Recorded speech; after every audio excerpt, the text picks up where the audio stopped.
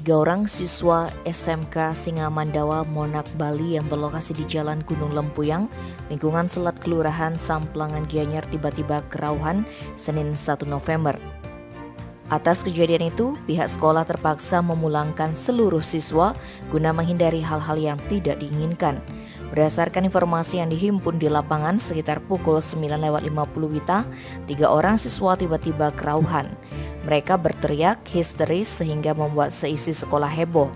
Seluruh siswa kemudian dipulangkan, namun saat dipulangkan, salah satu siswa kembali kerauhan sehingga dibawa kembali ke sekolah untuk bersembahyang di padmesana setempat.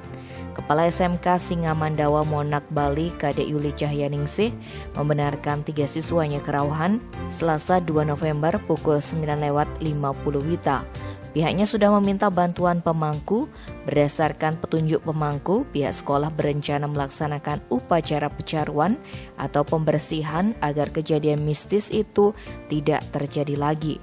Rencananya upacara pecaruan digelar Jumat 5 November ini. Pihak sekolah juga sudah melakukan upacara kecil seperti yang disarankan pemangku, di antaranya mengaturkan canang, rarapan, dan rokok. Saat ini lanjut Cahyaningsih, kondisi sekolah sudah aman dan PTM tetap dilaksanakan.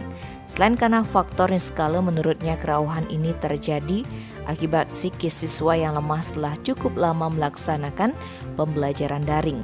Mungkin saat itu pikiran siswa dalam keadaan kosong.